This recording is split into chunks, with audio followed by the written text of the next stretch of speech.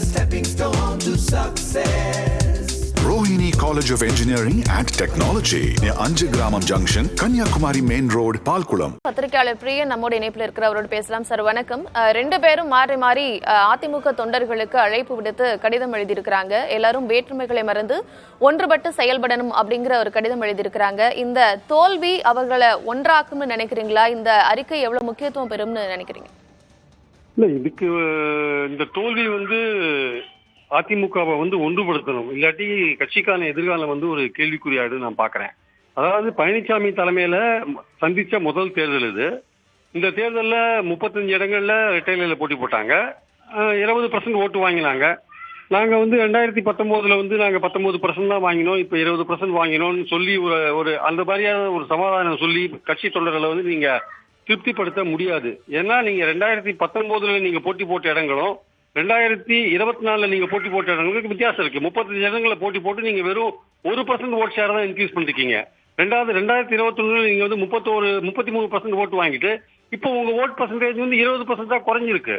So இப்படியெல்லாம் பார்க்கும் பொழுது நீங்க ஒன்றுபட வேண்டிய கட்டாயம் உங்களுக்கு இருக்கு. நீங்க தேர்தலுக்கு முன்னாடி பாஜகவோட ஒரு கூட்டணி அமைச்சிருந்தீங்கன்னா, ஒரு வலுவான கூட்டணி அமைச்சிருந்தீங்கன்னா, நீங்க நிச்சயமாக திமுகவுக்கு பல இடங்கள்ல ஒரு டஃப்பான ஒரு ஃபைட் கொடுத்துருக்க முடியும், வெற்றி பெற்றிருக்கிறதுக்கான வாய்ப்புகளும் இருந்தது. ஆனால் அதை நீங்க மிஸ் பண்ணிட்டு தனியா வந்தீங்க.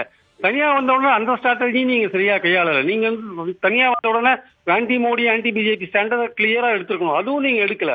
ஸோ ஒரு மாதிரி தெளிவில்லாத ஒரு நிலையில தான் நீங்க ஃபைட் பண்ணீங்க. ஒரு ஸ்டேட் கவர்மெண்ட் எடுத்து தான் நீங்க உங்க வாதங்களெல்லாம் வச்சீங்க. அதுலயும் நீங்க தோத்து போயிட்டீங்கன்றதான் உண்மையான விஷயம். ஸோ இப்போ உங்களுக்கு இருக்கிற ஒரே வழி, பழனிசாமிக்கு தன்னுடைய ஈகோலாம் விட்டுட்டு தனக்கு பின்னாடி பொதுக்குழு உறுப்பினர்கள் இருக்காங்கலாம் பார்க்காம எல்லோரையும் ஒன்று சேர்க்க வேண்டிய அவசியம் இருக்காது. சசிகலாவோ தினகரனோ அல்லது ஓபிஎஸ்சியோ எல்லோரையும் ஒன்று சேர்த்தால்தான் 26ல அதிமுகவை எதிர்த்து உங்களால ஒரு ஃபைட் கொடுக்க முடியும் என்பது என்னுடைய கருத்து. இதுல இந்த ஜோன்ல இருக்கிறவங்க, கொங்கு மண்டலத்தில் இருக்கிறவங்க கையில கட்சி இருக்கு, இல்ல சவுத்துல கட்சி இல்ல சென்ட்ரல் மத்திய மண்டலத்துல கட்சி இல்ல, இப்படிலாம் சமாதானம் சொல்லிண்டோ இல்ல ஆறுதல் சொல்லிண்டோ காலத்தை கடத்துற ஒரு விஷயத்த நடந்ததுன்னா நிச்சயமாக அதிமுக இருக்கிறவங்களே பிரிஞ்சு போய் வேற வேற கட்சிக்கு போறதுக்கான வாய்ப்புகள் இருக்கு. உடனடியாக காலத்தின் கட்டாயம் தொண்டர்கள் உரக்க குரல் கொடுக்கணும், எல்லோரும் ஒன்றுபடுங்கள் என்று.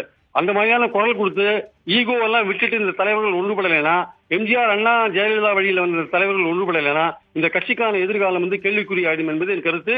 கட்சி ஒரு சில கையில பிடியில் இருக்கு, அந்த பிடியிலிருந்து விடுவிக்க வேண்டியது தொண்டர்களுடைய கடமை என்பது என் கருத்து. நீங்க சொன்ன இதே கருத்தை ஒட்டிதான் ரெண்டு பேருமே அறிக்கை வெளியிட்டு இருக்கிறாங்க. ஆரம்பத்தில இருந்தே தொடர்ந்து இரட்டை தலைமைக்கு சமாதானம் சொல்லி அதற்கு சரின்னு தான் ஓபிஎஸ் வந்துட்டு இருந்தார். ஆனாலும் ஒற்றை தலைமையை பிடித்துக் கொண்டு எடப்பாடி பழனிசாமி தொடர்ந்து தன்னிச்சையாக செயல்பட்டார். இந்த நிலைதான் இந்த தோல்விக்கு காரணம்னு நம்ம எடுத்துக்கலாமா? இனி அடுத்து எடப்பாடி செய்ய வேண்டிய விஷயங்களாக என்னென்ன இருக்கணும்?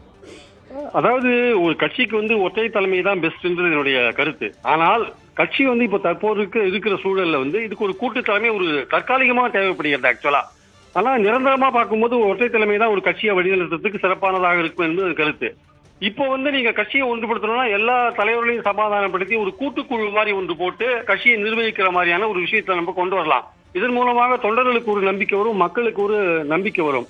அதே மாதிரி பழனிசாமி அவர்கள், இபிஎஸ் அவர்கள் தன் பின்னாடி பொதுக்குழு உறுப்பினர்கள் இருக்காங்கன்ற ஒரு தைரியத்துல இல்ல சின்னம் தன் கையில இருக்குன்ற தைரியத்துல நான் எங்கிட்டதான் கட்சி இருக்குன்னு சொன்னா இனிமே அது எடுபடாது ஆக்சுவலா. சோ அதனால இனிமேல் அவர் விட்டு கொடுத்து போக வேண்டிய அவசியம் இருக்கு. Larger interest of the party and the people அல்லது கேடர்ஸ்க்கு என்ன நினைக்கிறாங்கன்னா, பழனிசாமி தன்னுடைய ஈகோ விட்டு இறங்கி வரணும் அப்படின்னு நினைக்கிறாங்க. அதே மாதிரி ஒற்றுமைக்கான குரலை அவர் ஏற்றுக்கணும்னு நினைக்கிறாங்க. இந்த ஒற்றுமை இல்லைன்னா எம்ஜிஆர் ஜெயலலிதா வழியில் வந்த தொண்டர்கள் வெவ்வேறு கட்சிகளுக்கு பிரிந்து போவதை தடுக்க முடியாது.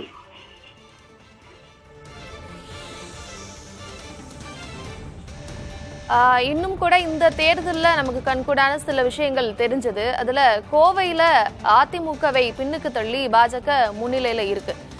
இந்த விஷயங்கள் ஒரு பெரிய தாக்கத்தை ஏற்படுத்தி இருக்கு. ஏன்னா அவங்களுடைய அதிமுகவினுடைய கோட்டைன்னு சொல்லக்கூடிய கோவையில அவங்கள பின்னுக்கு தள்ளியிருக்கு. ஏற்கனவே அண்ணாமலை சொல்லியிருந்தாரு, 2024க்கு பிறகு அதிமுக ஒரு கட்சி இல்லாமல் போகும் அப்படின்னு சொல்லியிருந்தார். இந்த நிலையில அவங்களை எதிர்த்து இவர்கள் எல்லாம் ஒன்றிணைவது எவ்வளவு முக்கியம்? இவர்களை ஒன்றிணைக்காமல் செயல்வதற்கு அவங்க ஏதாவது விஷயங்களை முன்னெடுப்பாங்களா? இல்ல, அதாவது ஒரு தெளிவில்லாத ஒரு சூழல் தான் இந்த எலெக்ஷனை இபிஎஸ் தலைமையில இருக்கிற அதிமுக ஃபைட் பண்ணாங்க. ஆக்சுவலா ஒரு கிளாரிட்டியே இல்லாத நோக்கம் என்ன? ஆக்சுவலா நடந்த தேர்தல் மோடி கண்டினியூ பண்ணணுமா வேண்டாமா என்கிற ஒரு தேர்தல். அதுல நீங்க ஸ்டாலின் கவர்மெண்ட்டுடைய குறைகளை சொல்லியோ அந்த மாதிரி பிரச்சனைகளை சொல்லியோ நீங்க ஓட்டு கேட்டது சரியான அணுகுமுறை கிடையாது. அப்ப நீங்க தெளிவில்லாத ஒரு பிரச்சாரத்தை நீங்க கையில் எடுத்தீங்க. அதற்கான பலனை தான் இப்ப நீங்க கண்டீங்க. மோடி வேண்டாம் என்கிற ஒரு ஸ்டாண்டையோ இல்ல மோடி வேண்டும் என்று நீங்க பாஜக எழுந்திருந்தாலோ நீங்க ஒரு வலுவான ஒரு கடமை போட நீங்க 26 ரூபாய்க்கு போயிருக்கலாம். இப்போ அதை நீங்க மிஸ் பண்றீங்க. ஆக்சுவலா இப்ப நீங்க அதான் இந்த 21 இடங்கள் நீங்க டெபாசிட் வரை இழந்திருக்கீங்க. ஓட் பர்சன்டேஜ் வந்து குறைஞ்சது மட்டும் இல்லாம நீங்க டெபாசிட் வரை இழந்திருக்கிறத பாக்குறோம் நம்ம. சோ இதே நிலைமை நீடிப்புதுன்னா 26 எலெக்ஷன்ஸ் போகும்போது அதிமுகலேருந்து ஏற்கனவே அதிமுகவுடைய ஒரு 5-8% அந்த சாஃப்ட் இந்துத்துவ வாக்குகள் ஜெயலலிதா இருக்கும்போது கிடைச்ச வாக்குகள் வந்து ஏற்கனவே பாஜகவுக்கு ஷிஃப்ட் ஆயிடுத்தது. அதுதான் பாஜக அடிஷனலா பெற்ற ஓட்டுகளுக்கான காரணம் என்பது என் கருத்து. திமுக அவங்க வாங்கல என்பது என் கருத்து. சோ இந்த சூழல்ல வந்து பாஜக வந்து இன்னும் பாஜக கட்சியில வந்து மேலும் அதிமுக தலைவர்களோ தொண்டர்களோ இணைவதை தடுக்க இவர்கள் வந்து ஒன்றுபட்ட ஒரு கட்சியை வந்து உருவாக்க வேண்டிய கட்டமைக்க வேண்டிய கட்டாயம் உங்களுக்கு கண்டிப்பா இருக்கு. இதை உணரலைன்னா இந்த கட்சி தமிழ்நாட்டுக்கு வந்து தமிழ்நாட்டு நலன்களை காப்பாற்றுவதற்கு மாநிலத்தில் இருக்கிற திராவிட கட்சிகளால தான் முடியுமே தவிர தேசிய கட்சிகளால முடியாது என்பது என் கருத்து. ஏன்னா தேசிய கட்சிகளுக்கும் மாநில நலன்களுக்கும் பல முரண்பாடுகள் இருக்கு ஆக்சுவலா. அதனால வந்து மாநில கட்சி தான் வந்து மாநில கட்சிகள் வந்து நிச்சயமாக மாநில நலன்களை காப்பாற்றுவதற்கான ஒரு முக்கியமான இடத்துல. உங்களுடைய நேரத்திற்கும் கருத்திற்கும் நன்றி. Rohini, a stepping stone to success. Rohini College of Engineering and Technology near Anjagramam Junction, Kanyakumari Main Road, Palkulam.